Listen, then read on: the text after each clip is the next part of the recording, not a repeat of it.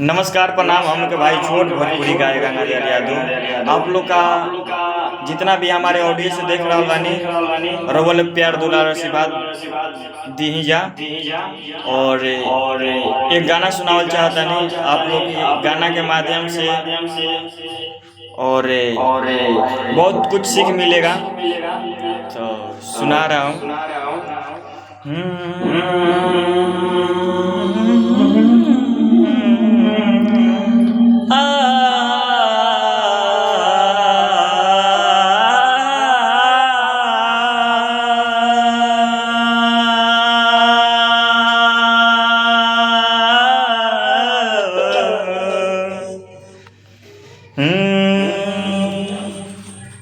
कि कहाँ बार सोनवा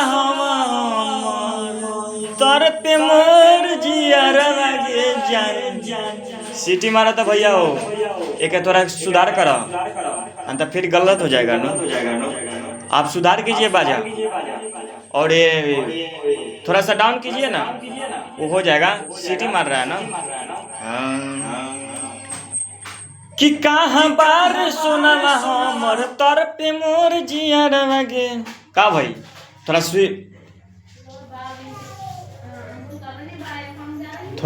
थोड़ा अरे उठा के थोड़ा नीचे हो गया सोनुआ के थोड़ा कैसे करा ना। हाँ अब ठीक है, तनका और चलो। कि कहाँ बार सोनवा हमर तर पे मोर जियरवा गे जान, कि जान गे।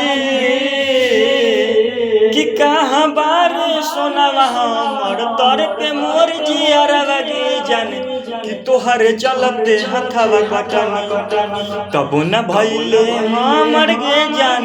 कि तोहरे चलते हथवा कटनी तबो न भइले हमर गे जान। कि माई बाबू भाई सबसे भैनी हम वीरान गे, तब काहे तोरो तारे हमर दिल के अरमान गे। थोड़ा और थोड़ा उठा के गिरावा ना, तब सब सही रहता हुआ ना। थोड़ा डाउन करा इसको, ये जो सीटी मार रहा है ना, इसको डाउन कीजिए आप, तब थोड़ा सुधर जाएगा। नहीं तो आपसे नहीं हो रहा है तो बोलिए, हम आ रहा हूँ। Hello check check check check, hello check, एक बार और। हाँ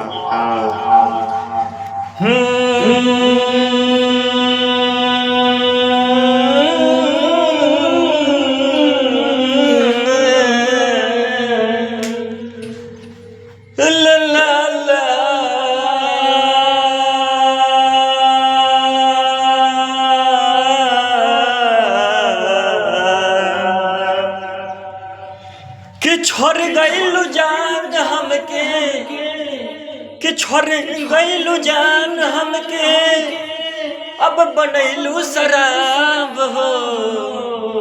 कि छोड़ गइलू जान हमके, बनैलू शराबी हो।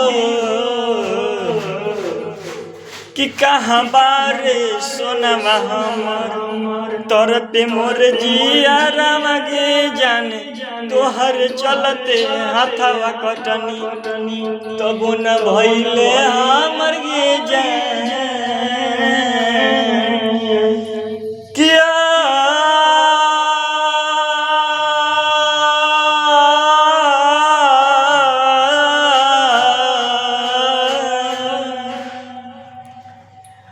जहिया से गइलू जान हमके,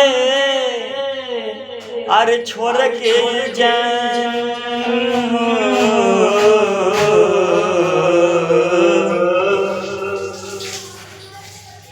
कि अब का रोएलू जान, मेहंदी रचाई के कल जान चल जइबू डोलिया सजाई के। कि अब का रोएलू जान, मेहंदी रचाई के कल जान चल जइबू डोलिया सजाई के। कि साथे जिए मरे के कसम खैलू साथ ना देवे के रहे त प्यार काहे कइलू बारू तू त खुश हमार दिलवा दुखाई के दिलवा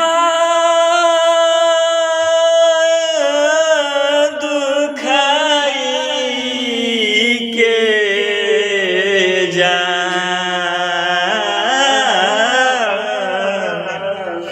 कि दिलवा दुखाई के जा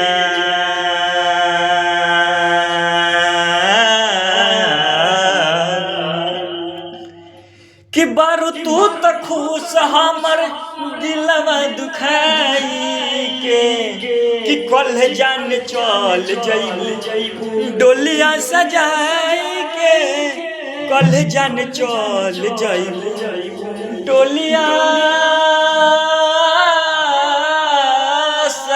सजाई के जा डोलिया सजाई के डोलिया सजाई के